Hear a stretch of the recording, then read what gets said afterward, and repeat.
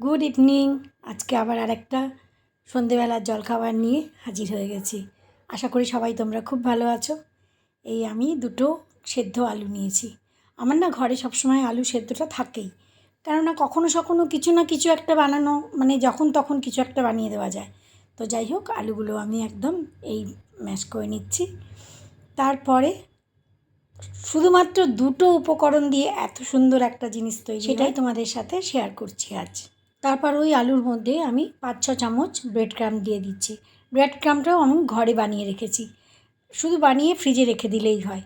আর তারপরে এই যে বেসিক সবজিগুলো, ঘরে আজকে যে কোনো সবজি দেওয়া যেতে পারে। আমি একটুখানি গ্রেট করে নিয়েছি গাজর, একটু কাঁচা লঙ্কা, একটু ক্যাপসিকাম আর একটুখানি পেঁয়াজ।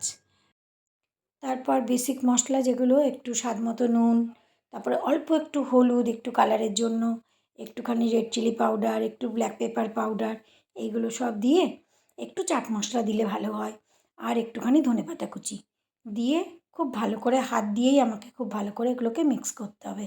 হাত দিয়ে মিক্স না করলে না অত ভালো করে মিক্স হবে না, আর স্বাদটাও পুরোপুরি সবগুলোর মশলার স্বাদগুলো না ভেতরে যাবে না। তার জন্য আমি হাত দিয়েই মিক্স করে নিচ্ছি।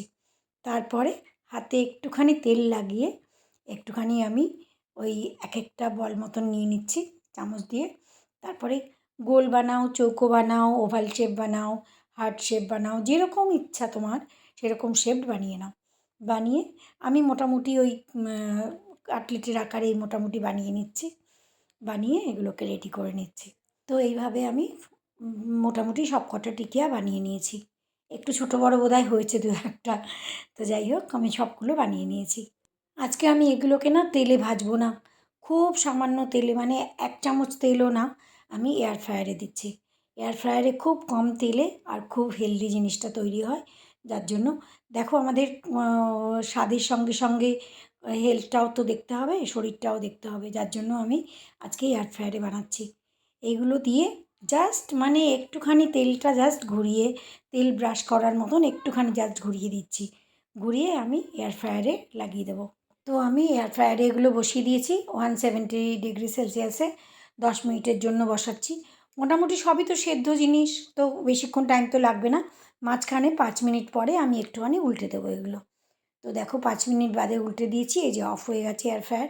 এগুলোকে যেভাবে ইচ্ছে খাওয়া যেতে পারে, সস দিয়ে বা চায়ের সঙ্গে যেভাবে ইচ্ছে। তো এই ইভিনিং স্ন্যাক্সটা তোমাদের কেমন লাগলো অবশ্যই কমেন্টে জানিও।